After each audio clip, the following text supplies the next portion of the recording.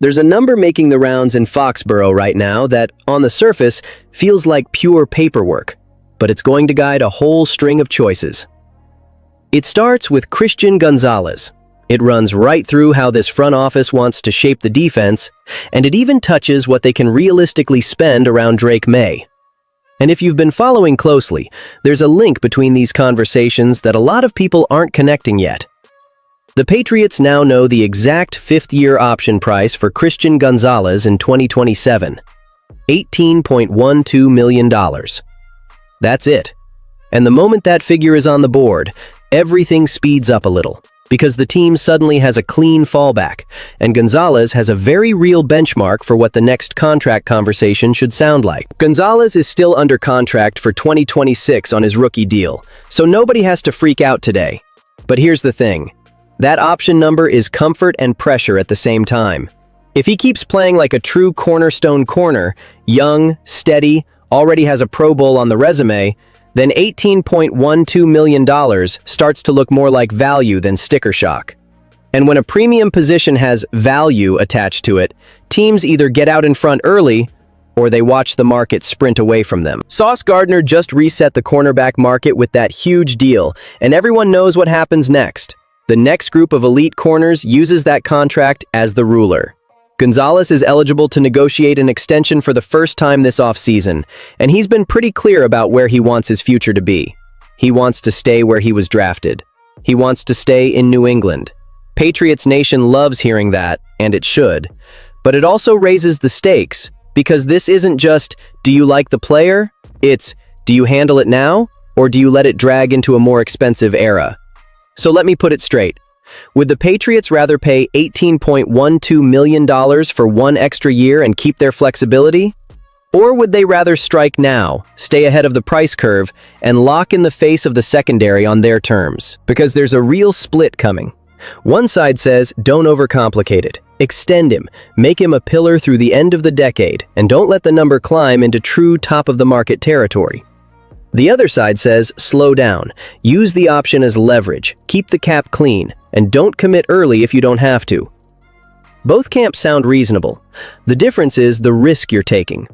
If Gonzalez keeps rising, waiting can turn into a very expensive habit, fast. And while the defense is wrestling with that long-term money question, the offense is staring at a different kind of opening. It's not the loudest name. It's not the one people have been shouting about for months. But it might be the move that fits the puzzle better than most. A lot of the chatter heading into free agency has been about the Patriots needing a blockbuster to fix one of the biggest weaknesses on the roster: pass rusher, wide receiver. That's where the headlines live. That's where the debates get heated.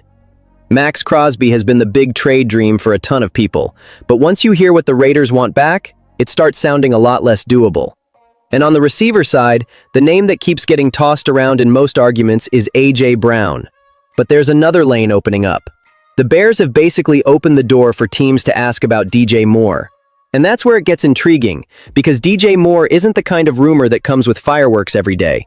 He's the kind of move that can happen quietly, and then you blink and go, wait, seriously?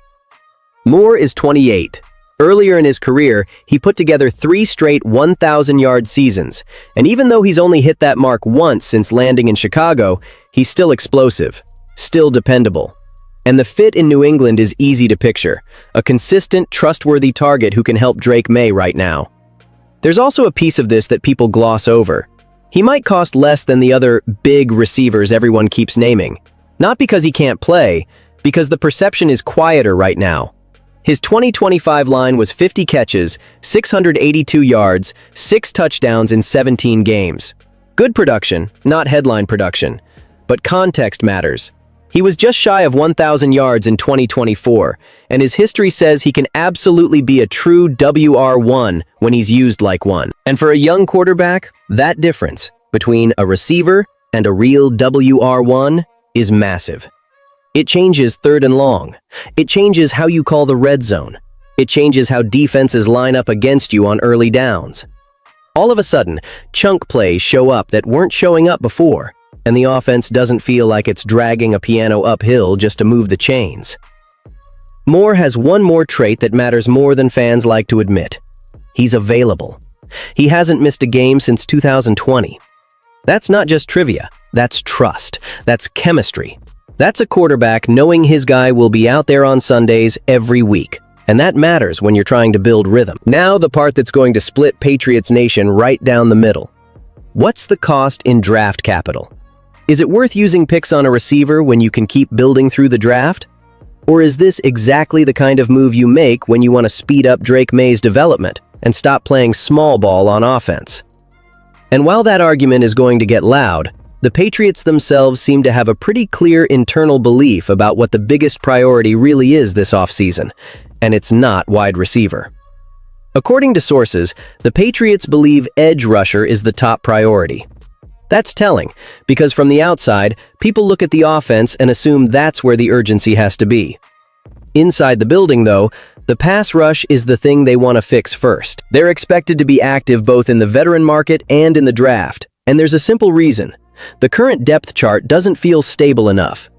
K'Lavon Chaisson is someone they'd like to bring back, but it's not locked in. The expectation is he'll have a strong free agent market, and as one league source put it, he's looking to get paid. That doesn't automatically mean New England walks away. It just means there's a number they won't cross, and if the bidding jumps past it, the Patriots can pivot.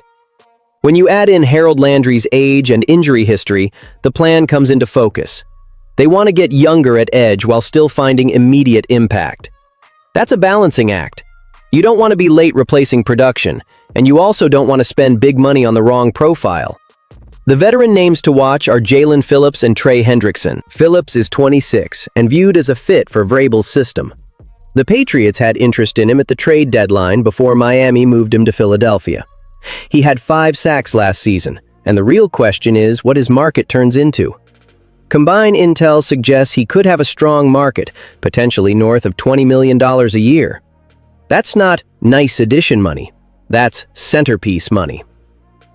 Hendrickson is a different kind of gamble. He's a 4-time Pro Bowler who missed 10 games last season. That's the concern, period. But the upside is obvious. In 2024, he led the NFL with 17.5 sacks. If missed time drags the market down, does that create an opening? Or does the risk still outweigh it? That's the tension. And it doesn't end there. Other options mentioned include Boye Mafe, Odafe Owe, and Khalil Mack. One source put it pretty bluntly: any good edge player is on the table. Then comes the draft layer. New England has been meeting with edge rushers projected toward the back end of the first round, and Missouri's Zion Young is a name to watch. He's already a favorite among multiple people inside Gillette Stadium, and he met with the Patriots at the Combine. They also met with Cassius Howell from Texas A&M and Akeem Mesidor from Miami and Indy. Both are projected late first round. Howell said he'd be blessed to be drafted by them, pointed to the Super Bowl run, and talked about Vrabel being intentional and detail-driven. Mesidor has ties as well. Patriots executive Alonzo Highsmith was Miami's GM of football operations when Mesidor transferred in 2022. They also met with Danny Dennis Sutton from Penn State, a Day 3 projection, and later round prospect Quintavious Hutchins from Boston College. So yeah, this isn't a casual glance. This is a lane they're working from every angle, and that swings everything back to the biggest decision on the offensive side. Because there's one contract that can either keep the current structure intact or open up real cap space for the exact kind of moves they're weighing. What are the Patriots going to do about Stefon Diggs? They'll find out soon. Diggs led the Patriots with 85 receptions and 1,013 receiving yards, but he carries a $26.5 million cap hit this season, and he turns 33 next fall. If the Patriots release him, they free up $16.8 million in cap space. If they cut him with a post-June 1st designation, they can save up to $20.8 million. Multiple sources told Mass Live the Patriots are working toward a resolution and expect to have it handled in the coming weeks. There's also a deadline baked into this. Diggs has $6 million in guarantees due on March 13th. That's the pressure point. So the core question is whether the Patriots keep Diggs on his current deal if he's unwilling to restructure. And depending on who you ask, you get a different answer. One source said if Diggs wants to stay in New England, he has to restructure, lower the cap hit, because that number is heavy. The Patriots are willing to offer an incentive-laden deal that lets him earn the money back if he produces. That's the team protecting itself while still keeping him in the locker room. A second source predicted Diggs would be unwilling to restructure after leading the team in multiple receiving categories. From his side, the logic is simple. He did his job, he delivered, so why take less guaranteed money now? If that's where it lands, then New England has to look at replacement, and that's where it gets tricky. The receiver class in free agency isn't great, and the Patriots are sitting with the 31st pick in the first round. It's not like they're picking in the top 10 where a premium receiver is likely to fall into their lap. There's also the age question.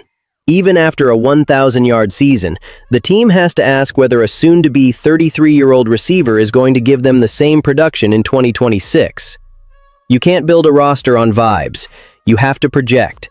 But the counter is real too. The Patriots know they need to support Drake May, and downgrading his receiver room doesn't do that. That's why a third source said the team could be willing to keep Diggs on his current deal and just swallow the cap hit. Bottom line, multiple scenarios are live.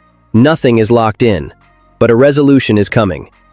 Vrabel was asked about Diggs' future, and he talked about evaluating the football team constantly.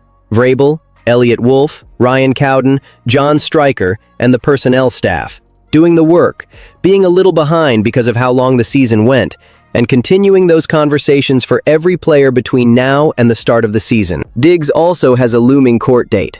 He's scheduled for a pre-trial hearing on April 1st, after pleading not guilty to a felony charge of strangulation and a misdemeanor assault and battery charge.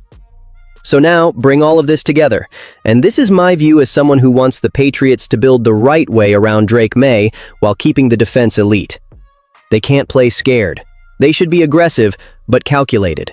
Christian Gonzalez is not the kind of player you get cute with. If they see him as a cornerstone, they should be pushing toward an extension now, before the market bumps his number into a higher tier. That fifth-year option is a safety net, not the plan. On offense, if DJ Moore is truly available, that's a call they have to make. Not because it's flashy, because it's practical. A reliable WR1 changes the entire feel of an offense, especially for a young quarterback. And if Diggs turns into a cap decision that forces a pivot, having another proven option matters even more. And on defense, the edge rush priority makes complete sense. This team can't live on almost pressure. They need someone who wins on third and long, who closes games, who makes quarterbacks speed up. Whether that's a veteran like Phillips or Hendrickson, or a draft investment like Zion Young or one of the other prospects they've been meeting with, they have to come out of this offseason with real juice off the edge. So I'll leave Patriots Nation with this. Would you rather keep the cap clean and move cautiously, or push the chips in to accelerate this era and give Drake May the support and the pass rush he needs to make a real playoff run? Drop your take in the comments because I already know this one's going to split the room. And if you're riding with New England through every twist of this offseason, hit the like button, subscribe, and let's talk through it. Because the next few weeks are going to tell us exactly who the Patriots think they are.